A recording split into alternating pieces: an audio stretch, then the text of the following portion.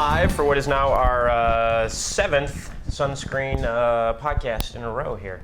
We've been doing this almost 2 months for the live video podcast. I'm Tony Armour, Executive Director of the Sunscreen Film Festival, and with me as always, our superhero from the Emmy-nominated documentary on HBO Superheroes, Brad Sibbersen, writer extraordinaire, and Tyler Martinolich, Programming Director for the Sunscreen Film Festival. As you may have noticed, you came in the middle of a conversation we're having, so we don't just talk about movies and random film stuff on camera. It seems to be a never-ending, ongoing thing that we just kind of do what we do. All unmarried. Yeah, all unmarried. And so it goes, So, but welcome to the podcast. I guess we'll start off, as always, with a little bit of festival news. Coming up shortly here, we're going to be opening the call for entries for the 8th annual Sunscreen Film Festival, taking place April 18th to the 21st, 2013. I'll let Tyler chat a little bit about that. Yes.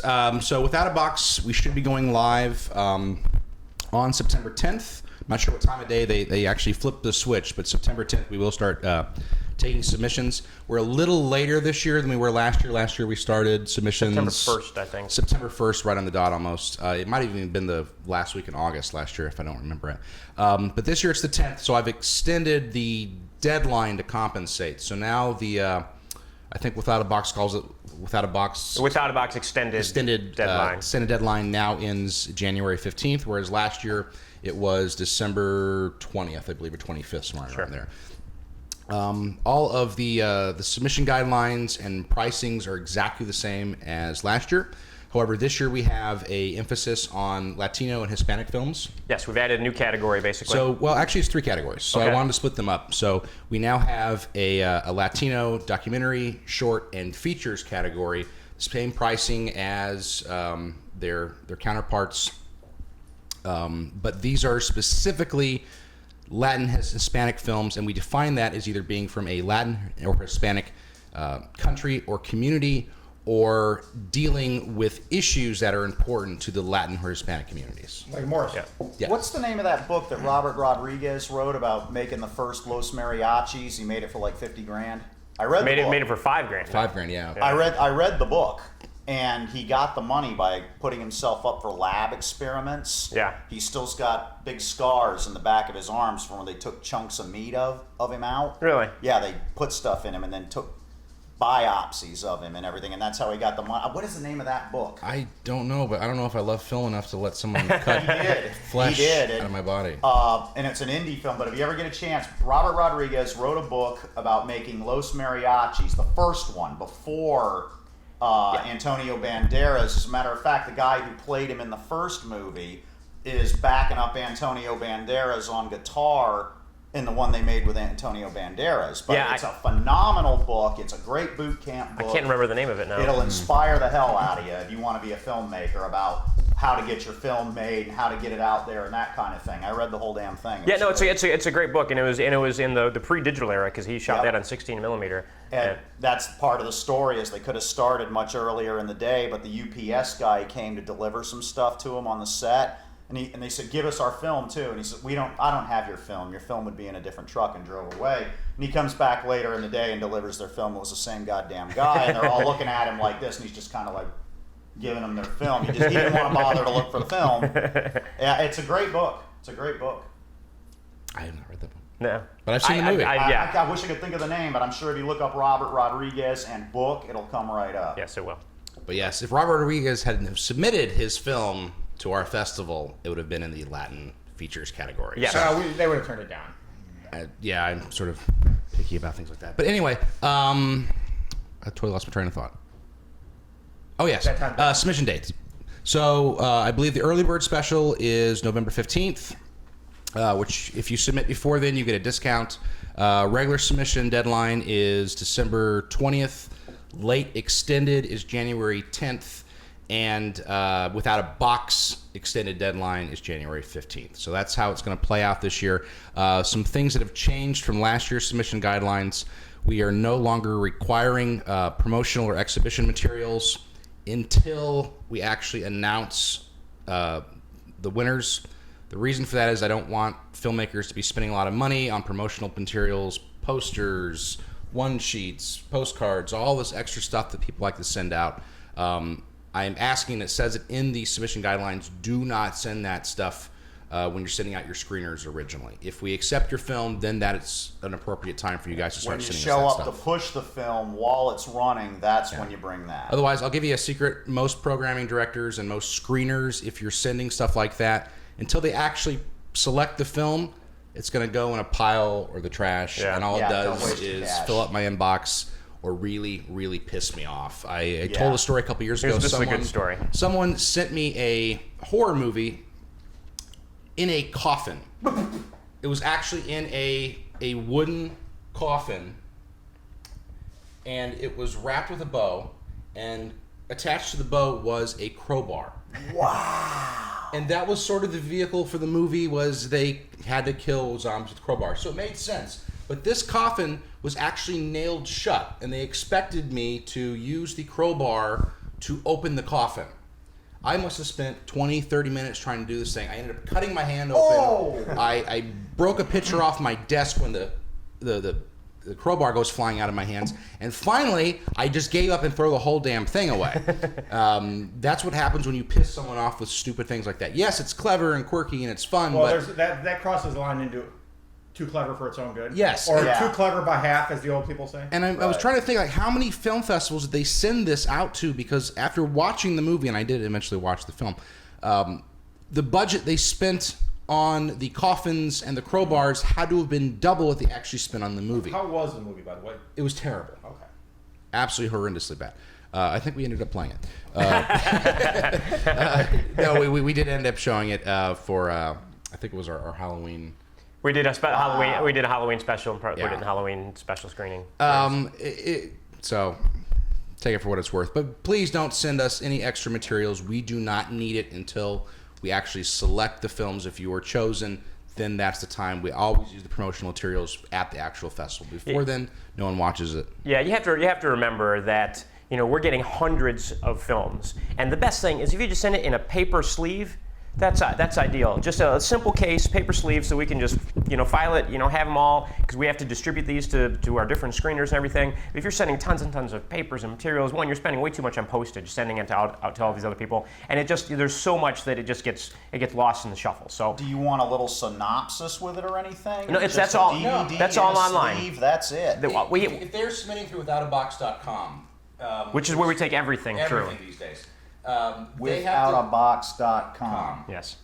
They have to set up a profile to send their movies to Right, festivals. right. And in that profile has all Everything. the information, a synopsis, a one-page, all of the pertinent information that we need. All the press materials can be It's all all there, online. yeah. We can look at it all online. We don't need pieces of paper because it's all online for us to look at. It's all part of their. Well, work part on of your their film. synopsis then, because that part's free. You don't have to send a crowbar and a coffin. Better yet, work on your movie. Just put all your money there. No, that's irrelevant. Remember that commercial years ago where they were spoofing the American Godzilla movie where it says, okay, it was Slug. It was a giant slug. And they said, I never okay, saw that. we got Slug Taco, Slug Car, Slug Chips, new dance and song called The Slug for the soundtrack. Do we have a script yet? Somebody pound that out later. They had all the promotional stuff done. They just didn't have the movie written yet. That sounds about right. But yeah, so the call for entries will open soon, and hopefully right about that same time, our new website will be launched as well. Our current website is it's functional, has information up there, but personally we just think it's ugly, and we're excited to get the new look site up there, and hopefully everybody likes that, and it's still easy to use and everything. So in the event the website is not up by, I think the 10th is what, next Friday? 10th, yeah. We'll still go live, Yeah, and the site will be up still soon. Live, and for those of you who are members of withoutabox.com, they always do the weekly, or I think it's bi-weekly, updates and mail blitzes that they do. So it should be in your email box. You should see an announcement, and then we certainly will do a constant contact. Yeah, we'll be sending out emails. Join our email list. If you go to sunscreenfilmfestival.com, there's a join our email list thing right there. Just put in your email list, punch it in, and we send out usually a weekly email just with updates and information that's going on and all the things that are going on with the festival. So again, this year we will have another screenplay competition. again this year. So that went pretty well last year, and we had our 6 overall winners that all of their work was reviewed by literary agents in Los Angeles, literary managers technically in Los Angeles, and the same guys are going to do that again, working on adding some other prize stuff to that as well, maybe even be able to do a cash prize this year. How many submissions did we have last year? 80 or so? For screenplays? Yeah, about that. It wasn't unwieldy. It wasn't too bad. And we have professional screenplay readers in Los Angeles who, you can pay one set fee, which it varies as the submission dates go along. I think it starts around $50, and then by the end it creeps up to $90. So the earlier you get it in, the better. But you can submit your script in, and you just know that it was submitted and hope that somebody, that it wins, that it's good enough. I was just going to say, that's a colossal undertaking to read one script, let alone 80 Well, that's why they got to be at least 90 pages at a page a minute. And that's why we have professional, and these are professional readers. This is what they do for a living. They read for studios, they read for literary managers, they read for agents. They must be speed readers. And the key is just to read a dialogue and then go back if it's but here's the nice thing. Here's something that you can get that a lot of people took advantage of, and some people didn't, is that you can get coverage on your screenplay. For those of you who may or may not be familiar with what coverage is, what these screenplay readers will do is they will basically break down your screenplay section by section. They'll lay it all out. It could be 2, 3, 4-page report saying, here's what the story is, here are the flaws, here are the good things, here's the things that could be changed, and they give you this report, and it's an additional $20 or so on your submission fee. But I had people last year that got this coverage that emailed me that were like, my God, they're like, this is the best feedback that I have ever gotten on my screenplays. They're like, it is so helpful and so useful. Without even having a film done. Yeah, and to be able to have, again, professionals in Hollywood, in the industry, give you that kind of feedback on your script, and then you can take, the beautiful thing about a script is, you don't need a budget to write a script. You can just write the thing. And then to be able to get professional feedback on your script and be able to go back and make any changes that you need to make is really outstanding. And then you could resubmit your changed version of the script as well. And that's also why the submissions for the screenplays are almost double as far as the submission pricing goes than the films. Because I actually had some filmmakers, some of the screenplay writers that came to the festival last year asked me, like, why is it so expensive? When you're sending a screenplay to somebody, especially for a competition like this, you are asking them to, the general rule is 1 minute, 1 page. And if you have 120 pages, invest 2 hours. You're investing 2 hours of your life. Yes, you do the same thing if it's a 2-hour feature film, but then you're also asking them to sit down and carefully and meticulously write notes on your screenplay. That is a huge time investment for somebody. Yeah, and the screenplay readers, what an awesome thing to have, though. The way, the way the screenplays are scored is, they're scored by, character, dialogue, description, emotional tone. All that stuff is covered. All that stuff is taken care of, and the screenplay readers have to take care and time to do all that to fairly rate it. This isn't something where somebody just reads it and be like, I like that. That was pretty good. I'll give it a 7. No, this is like a point scale 1 to 60, which each category may a certain number of points and so on and so forth. And I think the highest scoring screenplay we had last year out of 60 ended up being close to 50-ish, which is really good. That's very good. So we had some good screenplays and everything. So work on your screenplays. Get ready to send them in. You'll have from September 10th until January 15th, and we'll look forward to seeing them. Yeah, cool. That is a huge. I wish I had that for a lot of things that I had worked on and created over the years. I've even got a pilot that got sold and made, and I wish I had that. Yeah, it's that is a huge boon to you.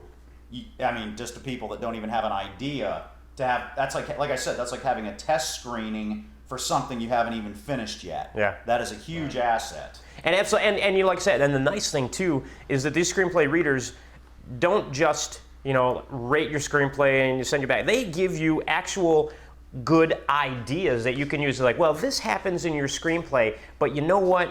It doesn't work for this reason. But you know what? If you just did this and made this little change to it, then it would really work. Maybe you could do that. And they'll give you. And you don't have to follow their advice, but they're good at what they do, so... I insist... go ahead, brother. Go ahead. It's the same submission process, too, that a studio would have done. So unless you are Charlie Kaufman and you've written 100 scripts and they've all been popular and been made, you're a nobody to them. So you're going to get a script in, and then they're going to hand it off to one of their readers who's going to write coverage. The coverage will then be submitted to the producer who's ever developing the project, and they are going to take notes off of what the reader said, because they read so many scripts. They know what's working, what's not working, but they also are approaching the script differently. It's not your mother, it's not your friend who's looking to bolster your ego. These people are literally sitting there, what is the marketability of the script? How can I actually make this script happen? These are the suggestions. If you want to make this script and you want it to be viable, if you want people to see it, these are the suggestions I would make. Well, then another thing to say is have a thick skin. Because there's a lot of people that are like, It's not you necessarily- changed my art.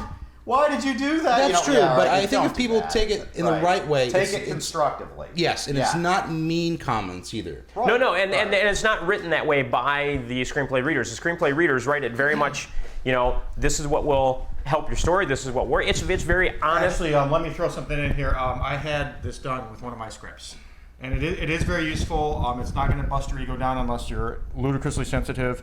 It's just an incredibly valuable thing. It's worth, what is it, $50 if you submit early? I think it's 45. actually. 45? Yeah, 45, and then there's I think it's an additional 20 if you want the 20 I mean, for really coverage. stop and think about what's being done here. An absolute professional who knows the business, has no emotional connection to you, so isn't going to lie to you, giving you coverage. It's worth probably 10 times that. It really is. Yeah, no, there are screenplay competitions who, at a minimum, start at $100.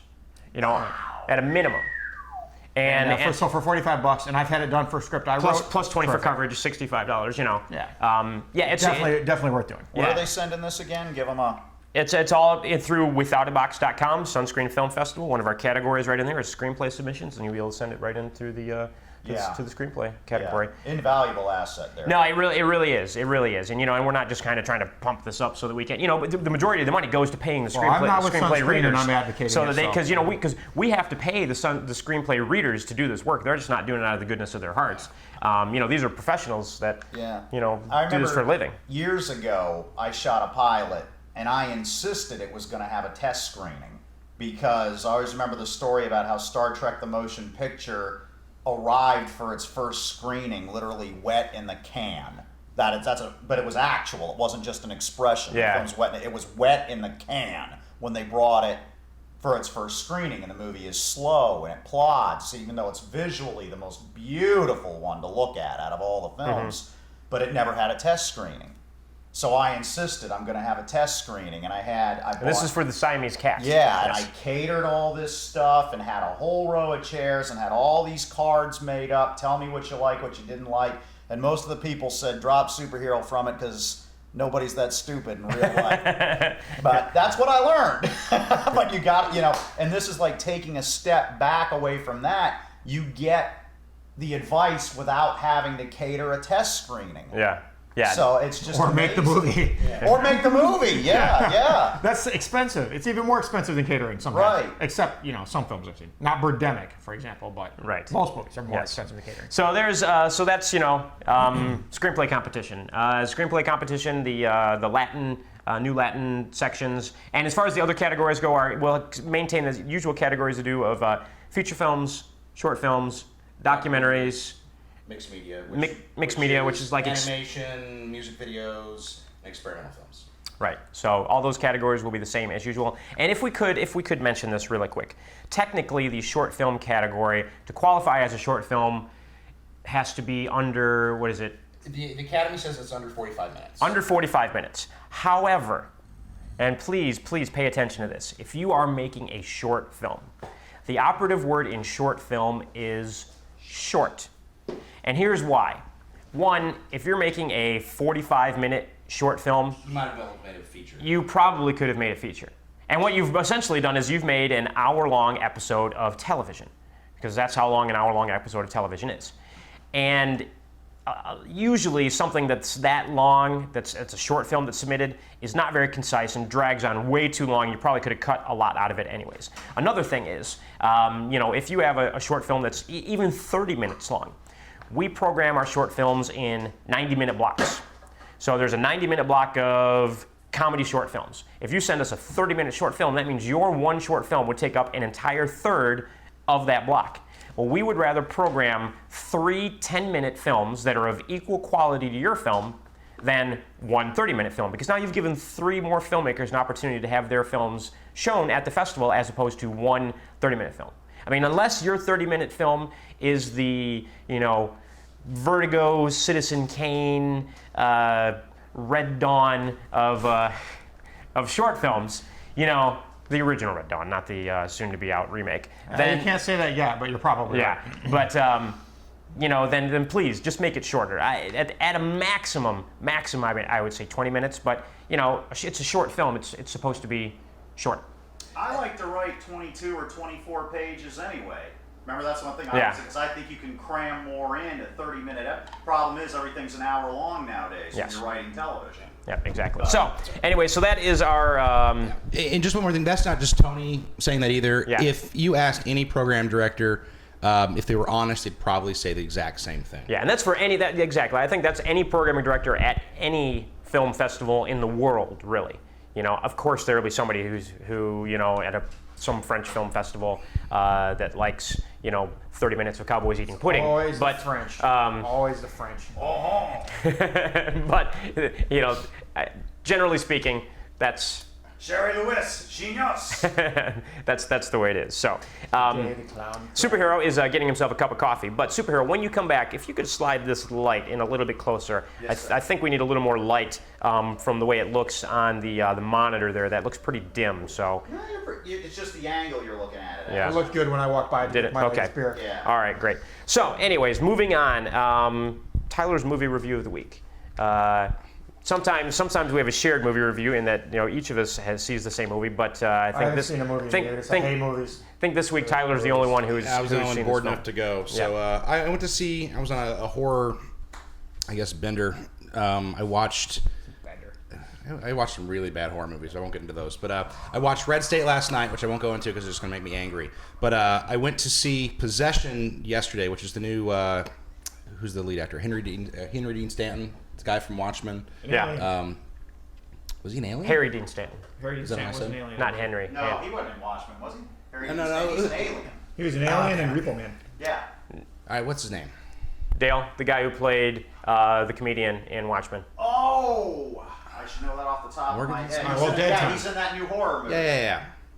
I probably should have looked that up. Anyway, Dead Time, go. it's the comedian from The Watchmen. He was phenomenal in it. The only other standout actor, as far as someone who you'd recognize, is Kara Sedgwick. Now that she's off of The Closer, I think she's just trying to stay relevant. She does an all right job, but her lips just bother me, and that has nothing to do with the movie. The movie was actually really good as far as possession movies go, and there's just been so many of them. And how Jeffrey Dean Morgan. Jeffrey Dean Morgan. I knew it was 3 names. He's Jeffrey awesome. Dean Morgan. Wait, now when you say really good compared to other Exorcist movies, you mean better than, say, The Sexorcist? Yes. Yes.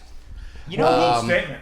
he actually got he played some romantic lead, and Not Harry Dean Stanton. no. Okay. Jeffrey Dean Morgan. Jeffrey Dean Morgan, and I can't remember the name of the film, but anyways, I saw it. I was like, the women were losing their minds that he was going to play the comedian because he was in some movie and he just wowed the Yeah, women. but isn't the comedian a rapist? Yes! Yes, he is. That's what I was about to get to.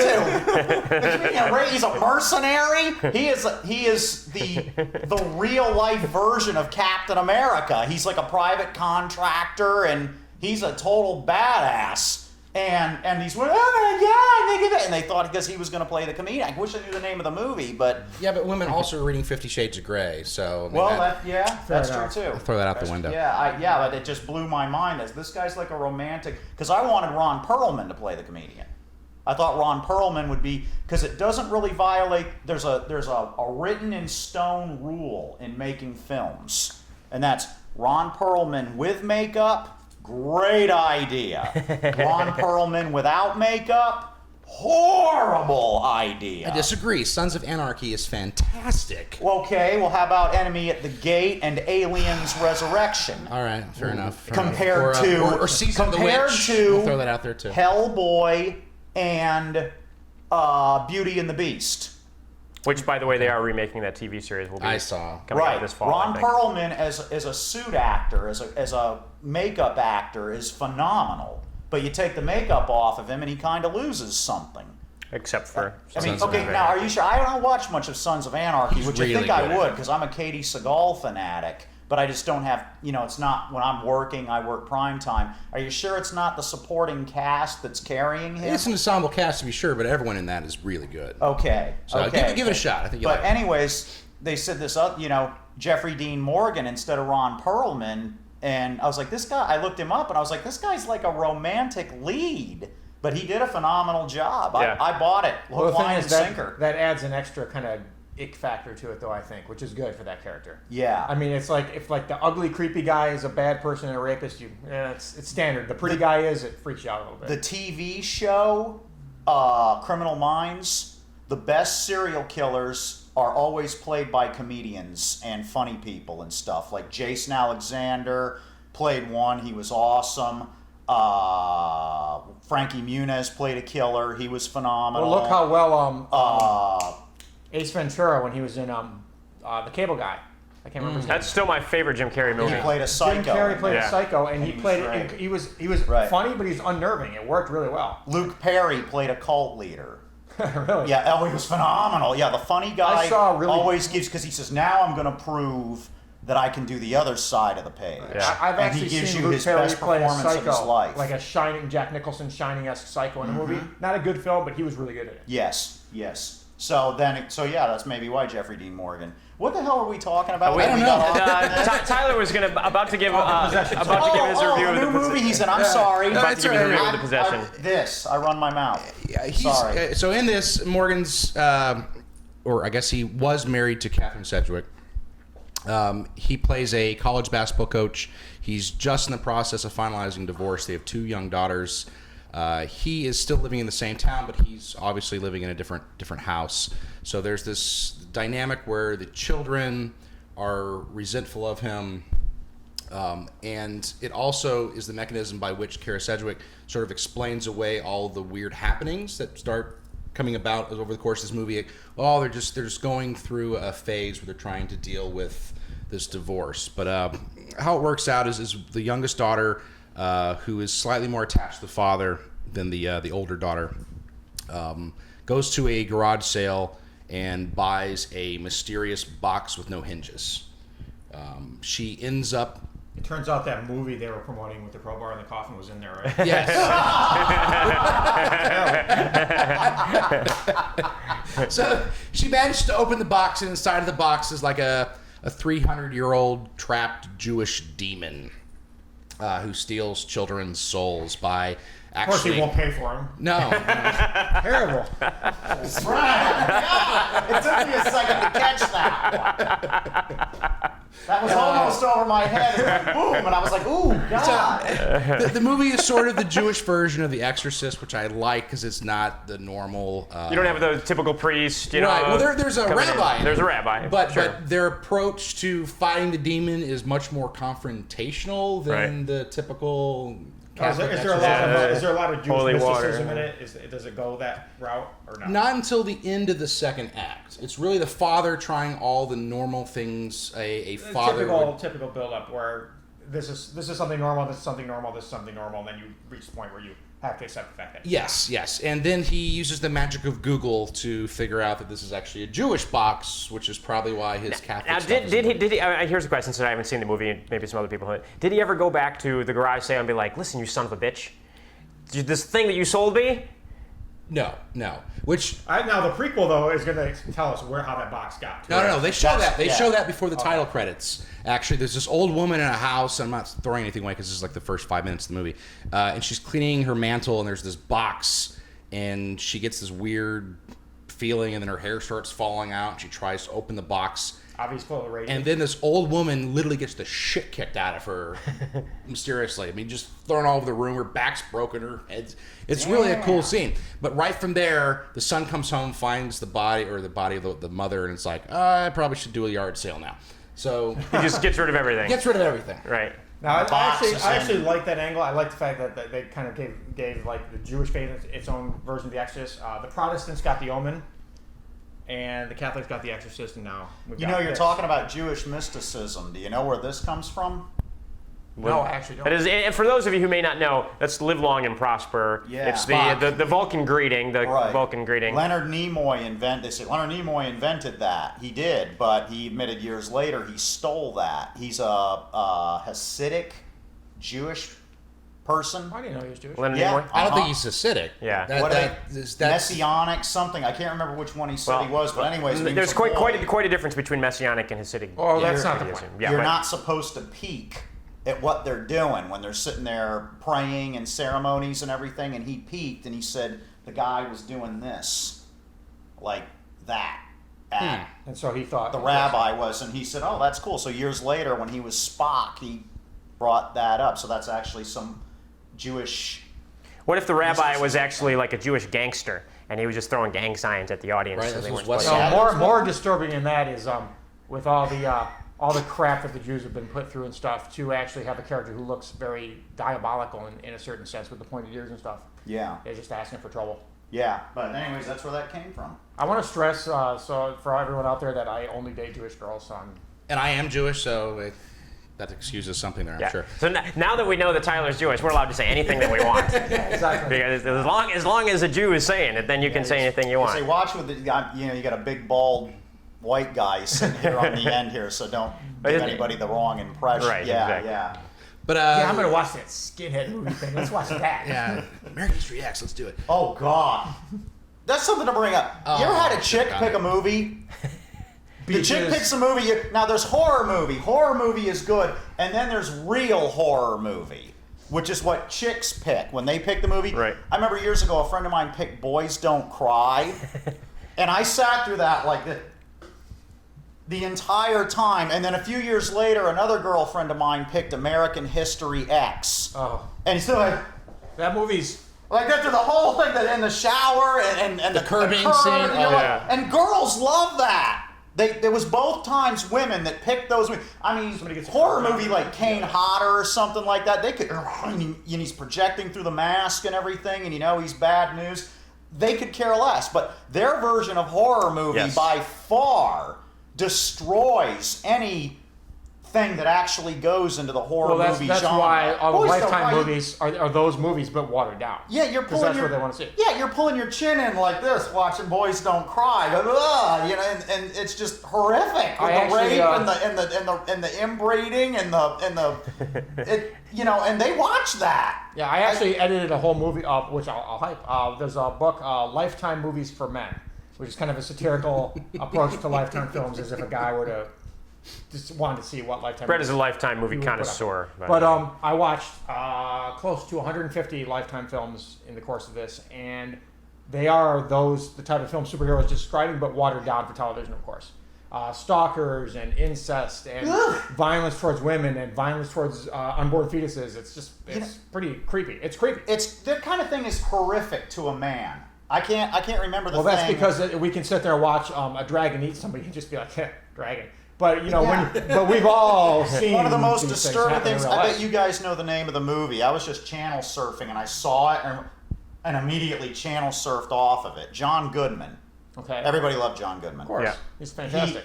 He's Everybody great. loves fat guys on TV. Put John Goodman in anything. He's Fred. He was an awesome Fred Flintstone. He carried Roseanne. He's just an incredible guy. He's You a love good- him. he's a good Incredible actor. I saw this scene in a movie, and I'm sure it's the only time he ever did anything like this. I just was and I saw it, and he walks up to Melanie Griffith, and he grabs a hold of her, and he pie faces her. And it was just such a horrific thing to see John Goodman, of all people. Now, did you see the episode of John Goodman, or of Roseanne, where John Goodman had the breakdown and they got in the epic fight? It was either the last season or the last season. And they literally are screaming at each other, and he trashes their whole Yes, he takes a living room hammer set. and busts drywall and stuff Yeah, and he like that. throws Yeah. the Godzilla and kicks the table over. And That's different, though. That's it's him exerting no, but the thing is, it's power. It's not. No, he is a big, powerful It's beyond man. that, though. It's to me that scene, and I love the show. I think Roseanne was a terrific show, well written, good characters. Goodman being probably the best one. Yeah. But that scene was scary to me. Yes. And that was a scene where I always watched that show when I was younger, and I was like, oh, the daughters are cute. I like the daughters. You got the dark gothy one. You got the cute cliche blonde one. That's perfect. And that was the scene where I would be scared to date his daughters.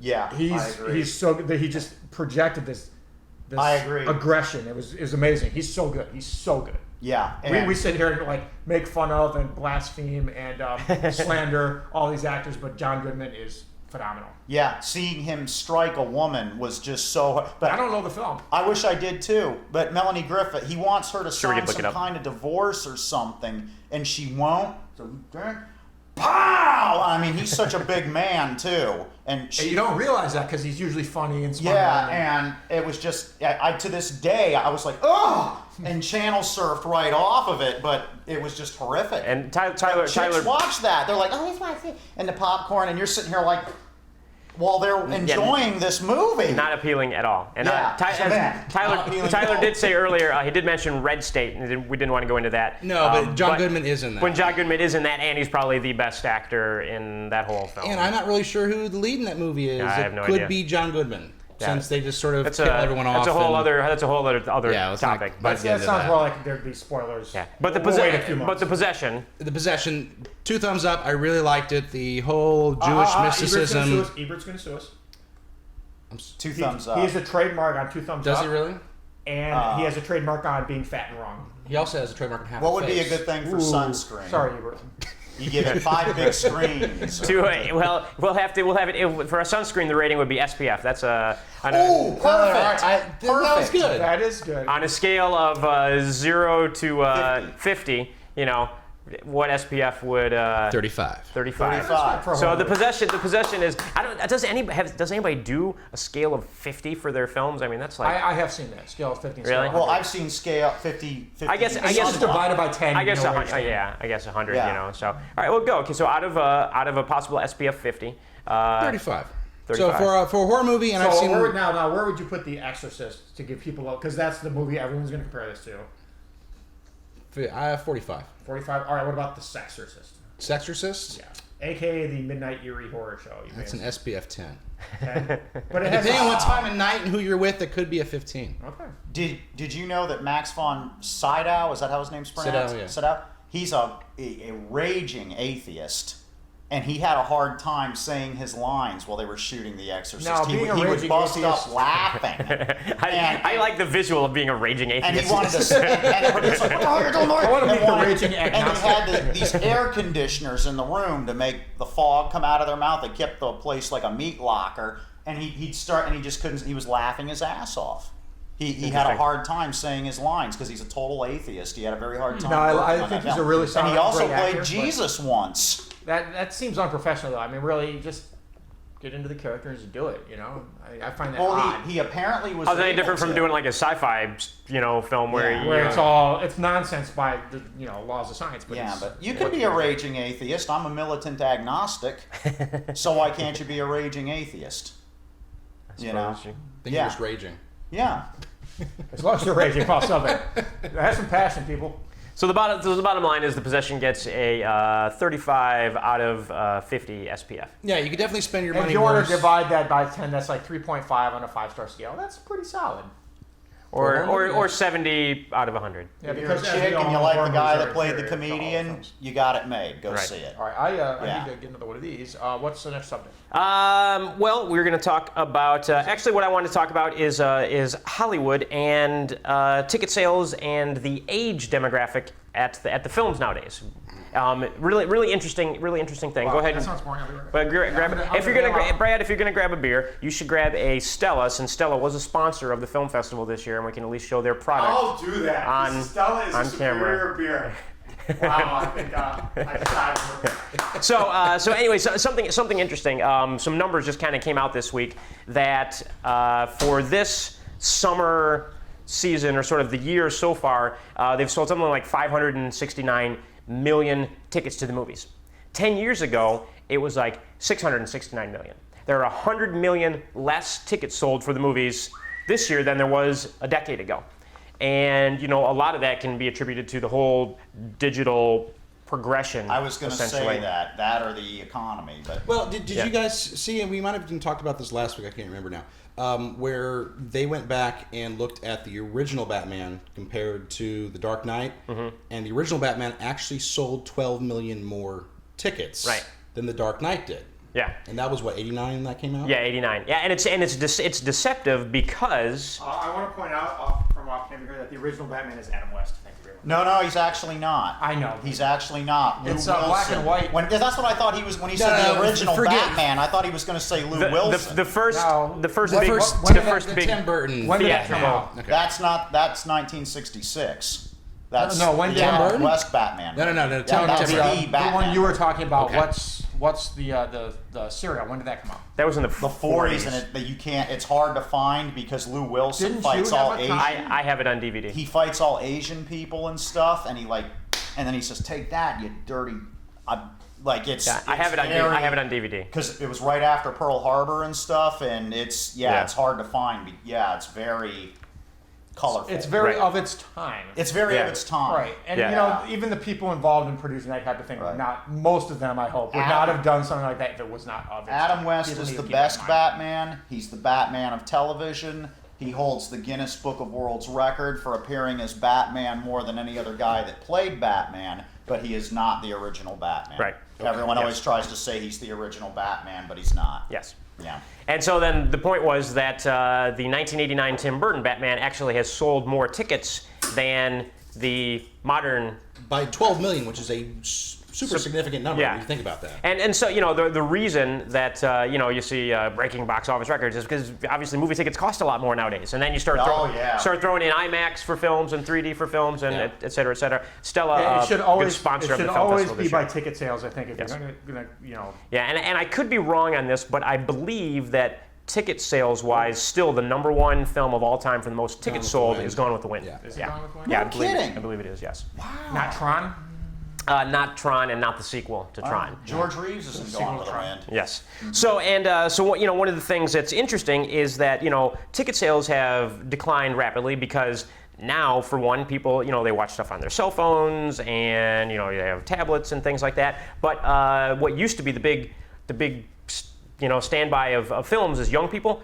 People basically under the age of 25 do not go to the movies anymore. Is what it boils down to. Which is good because then us old people can sit there and nobody's chit-chatting away on their cell phones while we're trying to watch some crappy movie. And so some interesting numbers since baby boomers are essentially growing into the largest segment of the U.S. population now.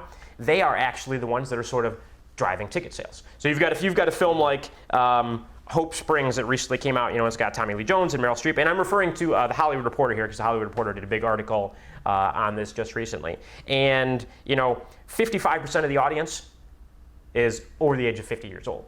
Which, granted, that's a film that stars older basically people. reference the Beatles 4 or 5 times, and adult diapers. Well, even just the fact that if you have older actors, there's Inside the Exotic Marigold Hotel, which is a bunch of AARP actors that has done great at the box office. Expendables and Expendables 2, all older actors that are doing it. And then even if you have some younger centric films like the Newborn Legacy film, 33% of people that went to that over the age of 50. 18 to 24, only 14% of the entire. I think that makes total sense if you really think Yeah. about it, because you get the the 16 to 25-year-old range. They consume media so quickly, and it's not that they don't have the attention span. They just don't have the time to devote Are you 2 sure hours it's to a not movie. attention I span? disagree. I think No, they I certainly have the Control Alt time. Delete. Control Alt Delete. Control Alt Delete. That's what. Yeah. I think it's more of a conditioning thing, and it's more of what's the word I'm looking for? They're used to it. They're used to consuming media in that manner. When I was like 19, we'd sit and we'd watch a movie. I'd sit with my friends and we'd watch a movie. But nowadays, even if I spend time with someone 10 years younger than me, we're watching a movie. She's on her laptop. We're both answering phone calls. We're texting while we're watching the movie, and we're having a conversation with each other, not about the movie. People just have gotten to the point where they can multitask like that. Actually, 'cause- Orwell said information would be sequestered and very hard to get. Heinlein said you'd be so inundated with information that you would become indifferent. And now, how funny is it that Heinlein was kind of looked down upon compared to Orwell? But Right, and he was turned right. out to be right. But it was interesting. I when I'm not doing podcasts like this, I actually teach at the University of Tampa, and there's a ton of studies that have been done, not necessarily to dismiss ADHD, but to sort of explain it. And they found that people who were born we're starting with the technical age. So think about 85-ish. People who were born in 85 grew up knowing computers. Before that, you sort of had to get used to them. Right. But people who were born in front of televisions, consuming media on cell phones and TVs, actually see and process information almost 30 times faster than their counterparts. So it's not necessarily that they have a lack of attention. Their brain is just operating at a faster level. They're consuming it, they're understanding it, they're digesting it, and then they're moving on to something else. It's almost like the kids who in school would act out, and then later you find out, oh, that kid was a genius and he was bored. Yeah. Yeah. It's almost the same thing. You can't just sit there and watch. Well, and they're taught. You are conditioning. You're conditioning the brain to. I found even myself over the years of doing this stuff that like a lot of times now if I'm reading like an email or reading something online, like my brain doesn't want to read the whole thing. It's like, oh, skip. Yeah. Just trying to pick out the pertinent parts. And sometimes I gotta be like, wait a minute, force myself to actually slow down and read what I'm reading, because you just don't. You might miss something. Your brain wants to just like jump ahead because you're conditioning your brain for this quick. And then think about this as well. Think about how film, television editing has changed.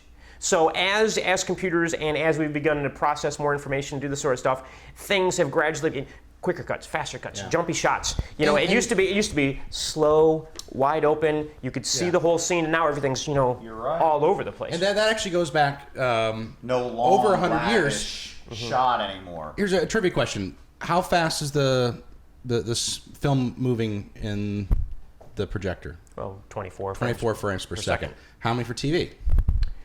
30. 30 or 29.9. 29.97. Yeah. How fast was it back in Charlie Chaplin's day? That I do not know. About 14 frames, because that's about as quickly as someone could crank the camera. It was before they had automation. Wow. We look back at old films like that and we see flash frames. It's because it's not actually moving quick enough Right. for our eyes to have the continuation from one film cell to the next. So we see the light gap in between them. If you go back and look at all the diaries, everyone who was critiquing films and watching films, never once did anyone mention any sort of light discrepancy or any sort of blurring or hazing or flash frames. And why that is because people were not used to consuming media faster than that. Wow. So 14 frames per second was actually as fast as their eyes were actually consuming the media.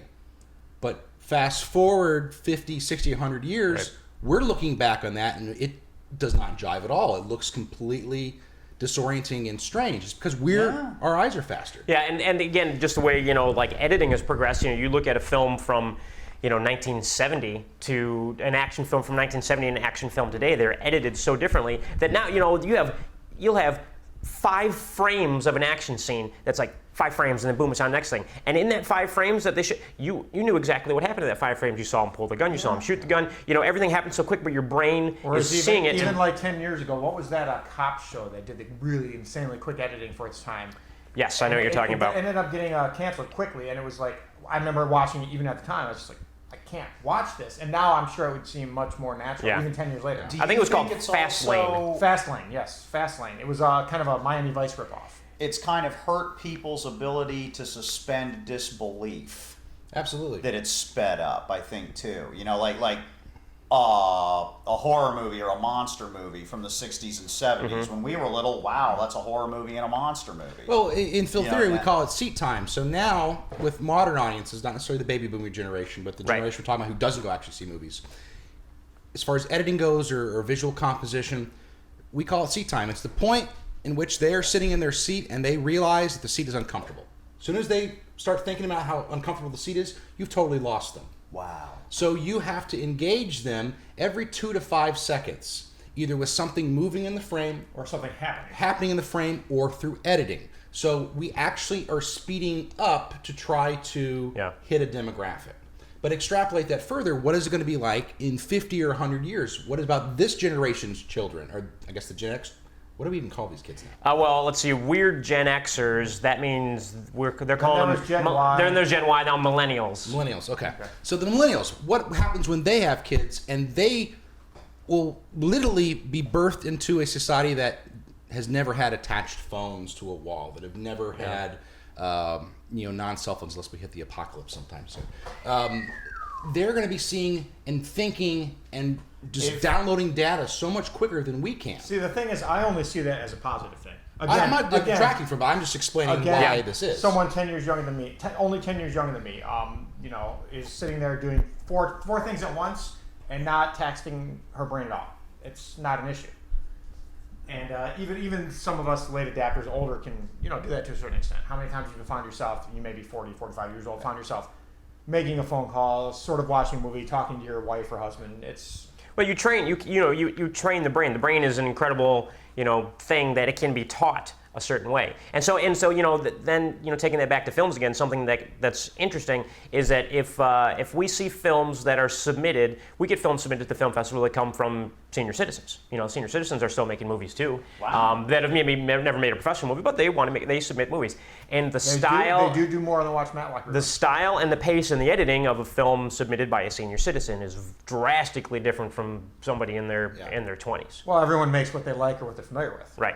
But just even the pace, and that whole, quick cuts and things like that doesn't exist in their films that they get submitted I wrote to my us. dissertation on Dirty Harry of all things, which is silly. It proves you can get a degree in anything.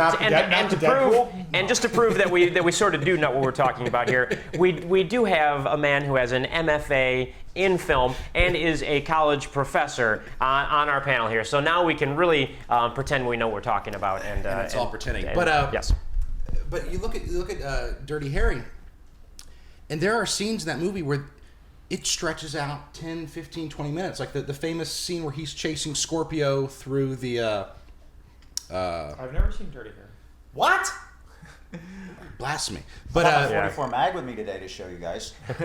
That's not quite the same, but all right. That'll be a nice segue from this. right. But they're running through the I guess the structure of this stadium forever. You're Yeah. right. Forever, and is the longest, most boring chase scene to the I gotta modern say, eyes. as someone who is That's when he steps on his ankle at the Yeah. end. Yeah, I as remember a that. Gen Xer, Yeah. I saw in the course of writing hype again. In the course of writing the book, the 100 best movies ever made mostly suck. I finally saw what's the Western? Now it's slipping my mind. Unforgiven. No, not Unforgiven. The Buddy Western. The classic. Butch and Sundance. Butch and Sundance. So, yeah. And there's a long, incredibly exciting, quote unquote, chase sequence in that film, which is the most boring, interminable thing. I could not even stand it. My I favorite. wanted it to end. I was just at that point, if I had been chased that long and so little was happening, I would just let him catch me. It's funny you say that too. Like my favorite fight scene in television history is John Saxon and Lee Majors was Maskatron versus the $6 Million Man in that episode, The Day of the Robot. You can't show anybody that nowadays. They go, "Oh, you lost me. It's boring. It's long." They're already on their cell phone. Yeah, and you're right. Everything's shot in high speed. It moves very. And you're right. I watched about a minute of it. Yeah. You know, Well, look at any you're right. film They from have the no 70s, ability and that was to. the style. To them, that fight should be over in a minute and a half. Right, and They don't you're looking understand. saying this is John Saxon. He was one of the last surviving members of Bruce Lee's pit. He's one of the biggest badasses in film. They don't care. Well, and just the way the shots were, they were wide shots, so you could see all the action. You wanted to see the kicks and the punches and the flips and the throws. You wanted to see all the action, and now the action is shot so close up. You see, the fist and the face, and it's like The thing close is, the close. action is emulated by the editing instead of the actual action. Right. Instead, the editing is the thing that's stimulating you, and the action itself is almost negligible. Right, and it's interesting that even though to this day the 1973 Enter the Dragon with Bruce Lee, the fight scenes in that are still not boring and are actually Because those are incredibly well choreographed. Yeah, And you got again John Saxon. and John Saxon and Bruce Lee. Yeah. There's also a certain Asian sensibility, and that's a totally different type of filmmaking. He brought up too with these older, and it doesn't, but the film goers are older and everything. Mm-hmm. I was thinking the other day, it's too bad Phyllis Diller died. Yeah. Because you could do a better version of the Expendables called the Geriatrics, where everybody minimum is 75 years old or do it, Betty older. They White. did that. You What was get it? Helen William Mirren was in it. Red. And You get William Shatner, Adam West, Mark Goddard, who That would be played fun. Major West in Lost in film? Space, Phyllis Diller, if she was still alive, and you get all these. Clint Eastwood. There you get was these a- people that are at least Red. 75 There was to a film in the 85 years 80s. old, What was that and movie? that's your action movie. There was a movie in the 80s. Like Space Cowboys. And I cannot remember the name of it, of course, when it comes down to the bone. But there was a movie in the 80s, Homebodies, made in the 80s, and it was kind of a cashing on the whole Death Wish vigilante film movement. But the gimmick was that it was an apartment full of older people. They're all 70 plus, and they got some older classic actors to be in it, and then a bunch of unknowns. And the idea was they were pushed around and being harassed by. They're being thrown out of the apartment by a creepy landlord, and they had crime in the apartment, so they all picked up guns, and all these oldsters went off and went bananas. You just made me think. Add Kirk Douglas to it. Yeah. Throw Kirk Douglas in there too. Homebodies. Spartacus. Definitely Homebodies. Yeah, throw Check that him in film there. out. That is the weirdest. Uh-huh. I won't say it's the weirdest, but it's definitely the best people over 70 go on a vigilante killing spree movie you will ever see. Well, and you know, one of the things again that the article talks about and has been discussed lately is even you have a film like Red, which had Helen Mirren, Morgan Freeman, Bruce Willis again Helen with Mirren's hot. yeah, and it's older actors even doing action stuff, and they're all doing well. And because you know what part of it is that our generation, baby boomers and so on and so forth, they grew up. Don't call us baby boomers. We're not baby boomers. No, I said we're Our the- generation, we're Gen comma, Xers. baby boomers. Right, We're right. Gen Xers. Yeah, but grew up going to the movies as entertainment. And it's a night out. It's what you do on a date. You go to the movies, dinner in the movie, you enjoy it, and that's what they still do. And now baby boomers who are retiring, what are they going to do in their retirement? They've been going to movies their whole lives. They like going to movies. They enjoy. Wonderful idea. Would you like to be in my movie? He said, no, I think going out and shooting a bunch of muggers is a wonderful idea. Do you care to join me? Is basically what Charles Bronson told him when he approached him about making that movie. That was a wonderful Charles Bronson impersonation. Well, thank you. He was a real life badass. I like the real life badass. That's my guy. I don't go for the guy who gets his stunts done, but that's what Bronson told him.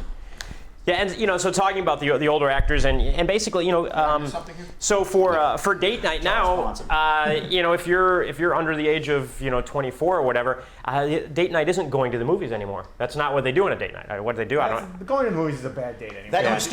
Don't ever do that. No, because you don't. I took a girl to see Red Heat. Remember that film? Oh yeah. Where Arnold was the Soviet cop. Yeah. You don't talk. Right, You don't, you don't get get to know There's the no person. interaction. Well, There's no interaction. that's my ideal date. I don't like to do it. Exactly. I don't want to talk to you. Well, with your wife, I know. that's the I already know you. Right, you can't talk in here. Right, that's different. Like where can I take this one where I don't have to listen to her jabber? There you go. Shut the hearing aid off. Get 90 minutes of just joyous silence out of her mouth. Yeah, but Right. trust me, anything's a better date than that. Yeah. Concert, dinners, always. Now But- I know why we went to the movies so much when I was a little kid. Yes. Now I know. My dad just They wanted. didn't want to hear each other. Yeah. So and to kind of go on that trend, Clint Eastwood, the older he gets, seems to be getting more popular. They've got a little chart here. 82. Good, the Bad, and the Ugly, $25 million. He's been making a really great film. Yeah, $25 million. Every Which Way But Loose, $85 million. Sudden Impact, which was a Dirty Harry Every film, Which Way with Loose, 67. made $85 million. Bridges of Madison County, $182 It's a good million. movie, man. And Gran Torino, It's got a monkey in it. He beats $270 people up. million. Which speaking of Clint Eastwood, I'll bring up the RNC, and I'm not going to get into the RNC, but I was what there. an awesome, Wait, let's Eastwood. We're Eastwooding. what an awesome marketing idea. You are talking to the exact baby boomers who goes to see your movies, and what coincidentally is coming out in, I think, 3 weeks? Behind the Curve, which is his total baby boomer sellout movie where he plays an aging baseball scout. I saw a trailer for that. Yeah, but I mean, it was just Which means I'll really still about now 3 years. I'm a Republican, and I'll share that, which is weird. But No, okay, that's probably more offensive right now than my Jewish jokes. I'm just probably. Go ahead, keep going. But he clearly believed what he was saying, but also someone had to have been thinking marketing-wise, Well, like, put hey, together. Yeah. get this guy up here. He's talking to their demographic. Everyone's gonna hear his speech, and who goes to see the movies? Baby boomer Republicans who have the money and the time to go do it. So they're gonna go see that movie. I guarantee you, it's gonna be a $400 million. It'll be a huge hit. I'll let Absolutely. Tony put some stills up for the YouTube version Mm-hmm. of this. so I can do anything now. I just wanted to walk around. I'm not really political or anything like that, but I wanted to walk around and see what it was all about. Yeah, because- I actually wish you would have touched base with me. That'd be Did fun. you go over there? Yeah, I threw my gimmick on. Ah, nice. And I went over there and I parked and I'm walking around. There were thousands of cops. Oh, yeah. And National Guardsmen and troopers, and they all invited me over. Everyone was real nice. They're like, hey, and then people wanted their pictures with me and the trooper. And I was like, well, only if they allow. And they're like, oh, yeah, no problem. And we all stood there for pictures. And they had these big steel riot batons and everything. Yeah. But that was fun, and there were helicopters everywhere. I think one of them actually stopped to take a look at me. There was an A-star, and he went by me like this, and all of a sudden he dove around the building and came back around and crabbed in at me this way. And I waved to him like that, and then he turned around and blasted back off again. I think he wanted a better look at me. But I ran into Victoria Jackson from Saturday Night Live. Really? And she came to me, not the other way around. She comes up, she's like, excuse me, are you a superhero? With that voice of hers, and I didn't recognize her. I always found her, even when she got older and heavier, very, very attractive. But, you'll see the picture of her then. Oh. I was listening, and she Victoria was going Jackson, if on you're about listening. how Obama was a communist, and he was trained by this communist, and I'm standing, and all of a sudden, I said, wait a minute, you're Victoria Jackson. All of a sudden, it was her voice. Yeah. That's what she should do, voiceover work, because it's I thought she did. Maybe it's not, maybe squeaky not. and she's Yeah. this. You'll see the picture. Yeah. But she was very nice. But boy, is she Looney. radical. I'd say she's like a truther and a birther and a foil hatter and. I love you anyway, Victoria. Don't get me wrong. She was sweet as sugar. She was a nice look. Yeah, and She's was a bit like, off the reservation, though. But yeah, she's off the reservation. But she was sweet as sugar, and she ran up to talk to me. But anyway, everybody was nice. Everybody, was very friendly and everything like that. And that was my experience with I did make a mistake. We've got a thing down here called Five Guys Burgers, and I wrote in the report on it that I fed Five Guys to a homeless person. I saw that. And someone say, Jesus Christ! They say that's one way to curb, Superhero has finally Hal Jordan down. And I had to go back and explain, it's a burger place. It's like Fat Burgers, only they got bought out by Five Guys. Now it's called Five Guys Burgers. They thought I fed Five Guys to a homeless person. But They deserved it. I had a real good time. Well, I think a lot of what we have to thank in the Tampa area here for being nice and relaxed was thank you, Hurricane Isaac, for coming through and dispersing all of the loony protesters so that they weren't. Only 3 arrests. I got nothing. See, I want to state that I'm all for the protesters. I don't mind them. I don't care what you protest. Protest something. You got to protest something. I don't you can't mind. just sit there and watch bad movies all day. One I just guy- hate when they disrupt my fucking day, like the Code Pinkers, who decided Wait, stop. What's a code pink? it's the fem Nazis, Okay, go on. and they Notice Yeah. the Republican uses the phrase feminazi. You have to I see. use the phrase, yes, I will sleep with you. You have to see the Penn and Teller's bullshit where they I love that they show. go on the with the Code Pinkers. It's hilarious. They chained themselves to the highway or They something. did at didn't they? 5 o'clock, right at the peak of rush hour. And it's No, like, well, that- fuck you! You're Admittedly, disrupting my day. Admittedly, that is the time to do it, but No. That's the time to get angry and shoot them in the face, and I would have if I would have been there. The thing is about that, like, for a real life superhero, I'm very colorful in this kind of thing, but we've got guys that wear Guy Fawkes masks that are spray painted black with thumbtacks sticking out of them and everything. You wouldn't have set 1 foot out of that parking garage. Right. Oh yeah, You'd and they'd have been. being ruthlessly beaten. well, the funny thing is, There was a guy that had a machete on him, and he was so dumb. He was there on Sunday. I was there on Monday when everything was full. It hadn't even started yet on Sunday. Right. He's walking around with a machete. What was the point? What was the point? I mean, the problem is there are walked- too many people who are influenced by the whole the Dark Hero, the like later Batman and the Punisher and the Dark Heroes and stuff. And that has a very different vibe and a very different. Yeah, I told him, I whereas said- you're influenced by Superman, Captain Marvel. Yeah, I told him. I said, you guys would not have set 1 foot out of that parking garage. And they should have known. They should have known that. Yeah, which reminds me too. Wasn't parking easy? I Oh, mean, yeah, you come always. off at Ashley and hang a right, and you park, and you just start It walking. really wasn't as bad as I thought. Yeah. Going back to the Code Pinkers, though, because I don't want to be labeled as an anti-protest anger hater. I have no problem with someone protesting, but don't bother everyone else. And if you're trying to get your message out, making someone hate you isn't the way to do it. But my whole thing with the whole thing is, protesting is great. What's your point? What is the purpose of the protest. Blocking traffic. What's the point that you're trying to get across? What is the goal of your organization? If the goal of your organization is just to march around and cause trouble, well, then you're pointless. Yeah. If you're not necessarily true. I mean, if that's what you want to do, that's what you want to do. But don't pretend you're advocating something important. I got to admit, if you want to make trouble, make trouble. And when you go to jail, I didn't see a single one. Nobody was walking around with whacked out signs or anything. And like I said, well, that's because they were all cleared out by the man. I dare you. I mean, I was walking around. I was like, I dare you. Yeah. I mean, I didn't know that many police officers existed. Yeah. I mean, it was. I know the state troopers. They mobilized like a battalion. Well, I think there was 25,000 total downtown. Yeah, there were. It was like something like 5-to-1 cops to protesters, and then the cops actually on one of the. Well, the thing is though, what I don't understand is, I mean, again, I feel there's a myriad of things to protest, especially now.